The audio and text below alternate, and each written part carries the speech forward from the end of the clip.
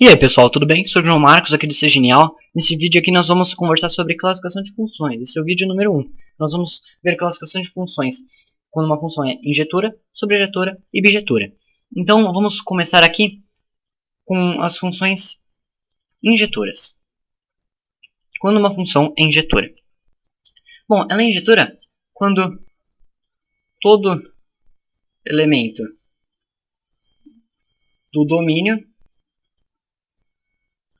vou colocar aqui todos os elementos do domínio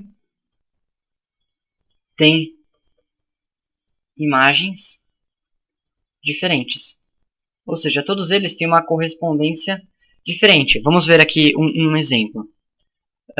Vou colocar aqui o conjunto A dos nomes e o conjunto B das idades. Então eu vou colocar aqui no conjunto A o João, o Marcos e o Gabriel. Eu vou colocar no conjunto das idades 14, 15 e 16.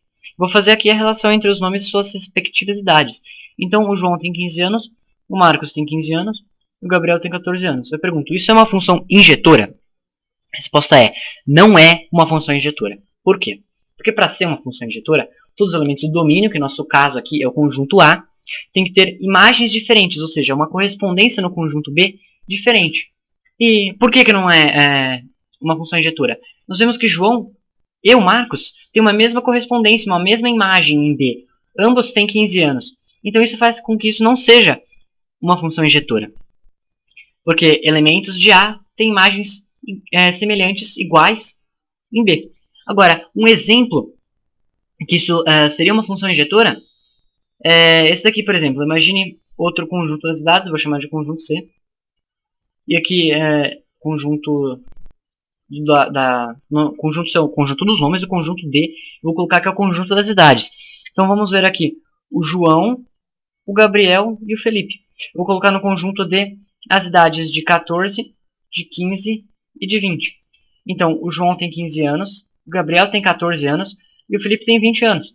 Isso aqui é uma função injetora? Sim, é uma função injetora. Todos os elementos de C têm uma imagem diferente em D. Ou seja, eles não têm uma correspondência igual.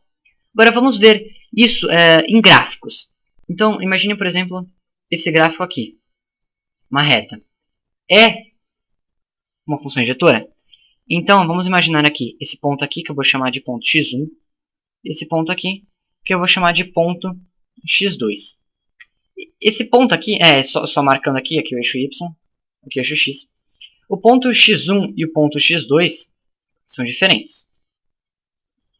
E as imagens dele no conjunto, no eixo y, são f de x1 e aqui o f de x2. Então, nós podemos ver que f de x1 é diferente do f de x2. Então, o que nós deduzimos? Quando uma função é injetora, nós temos que, se x1 é diferente de x2, isso no conjunto do domínio, o f de x1 tem que ser diferente do f de x2. Se isso for verdade, é uma função injetora. Agora, vamos ver aqui o que é uma função sobrejetora. Uma função sobrejetora. Uma função sobrejetora é quando o conjunto imagem é igual ao conjunto do contradomínio. Então, lembrando lá do vídeo de características de funções, que se você não viu, eu recomendo que você assista. O contradomínio é onde pode chegar. É a imagem onde realmente chegou.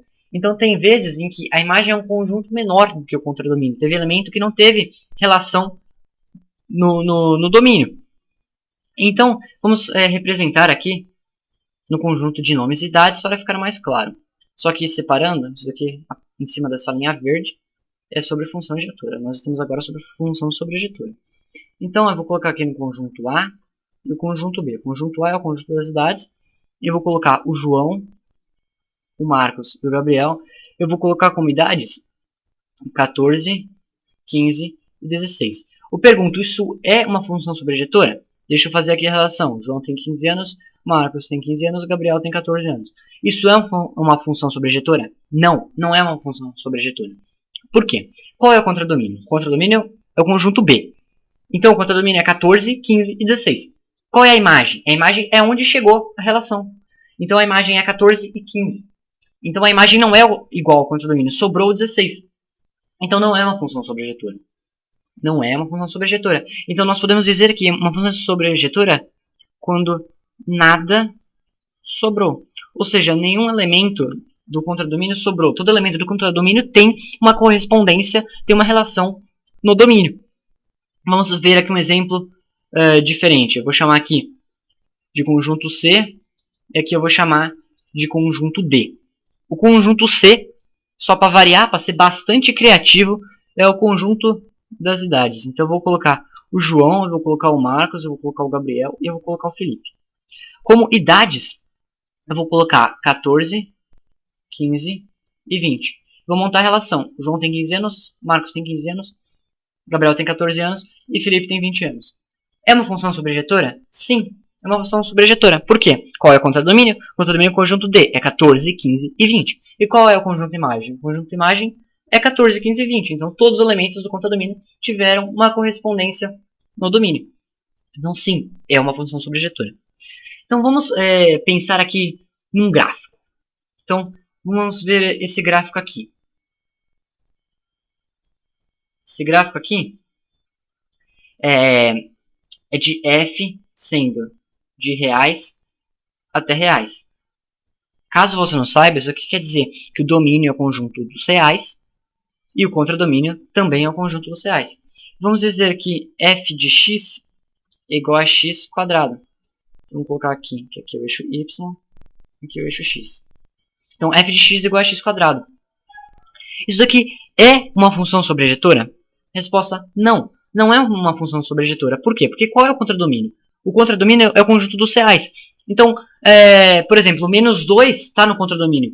Só que nós podemos ver que do eixo x, os números têm correspondência apenas nos números do eixo y que são positivos. Né? Nunca vai abaixar do eixo x. Nesse nosso caso de f igual a x quadrado. Então, isso aqui não é uma função sobrejetora. Como seria uma função sobrejetora? Seria se eu falasse que o domínio é dos reais e o contradomínio é dos reais positivos. Então, aí sim é uma função sobrejetora. Por quê? Qual é o domínio? O domínio é eixo x. Qual é o contradomínio? O contradomínio é o conjunto dos reais positivos.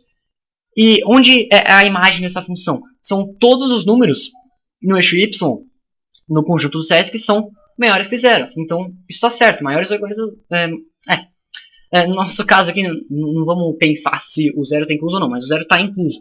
Então, o conjunto imagem é o conjunto positivo no eixo y. Isso é uma função sobrejetora. E aqui rapidinho, para nós terminarmos essa aula, vamos ver aqui o que é uma função bijetora. Função bijetora é quando é os dois ao mesmo tempo. Que dois? É quando uma função tanto sobrejetora quanto injetora. Então, vamos ver aqui um exemplo. De novo, eu estou sendo extremamente criativo. Eu vou colocar o conjunto A dos nomes e o conjunto B das idades. Então, no conjunto A, eu vou ter o João, o Gabriel e o Felipe. E no conjunto das idades, eu vou ter 14, 15 e 20. Muita relação. O João tem 15 anos, o Gabriel tem 14 e o Felipe tem 20. Então, vamos pensar. É bijetora? Bom, então vamos ver. Para ser bijetora, tem que ser injetora e sobrejetora ao mesmo tempo. Então vamos pensar. É injetora? Bom, para ser injetora, todos os elementos do domínio têm que ter imagens diferentes. Quais são os elementos do domínio? O João, o Gabriel e o Felipe. Quais são as suas imagens? Respectivamente 15, 14 e 20. São imagens diferentes. Todos eles têm idades diferentes. Uma correspondência em B diferente. Então suas imagens são diferentes. É uma função injetora. E é sobrejetora? Bom, para ser sobrejetora, o contradomínio tem que ser o conjunto imagem. Então nada pode sobrar no contradomínio. Quais são os elementos do contradomínio? 14, 15 e 20. Quais são os elementos do conjunto imagem? 14, 15 e 20. Então o contradomínio é igual à imagem. Então sim, é uma função bijetura. Então é isso. Espero que vocês tenham entendido. Qualquer dúvida é só colocar embaixo do vídeo. E é isso. Bons estudos, abraço e até a próxima.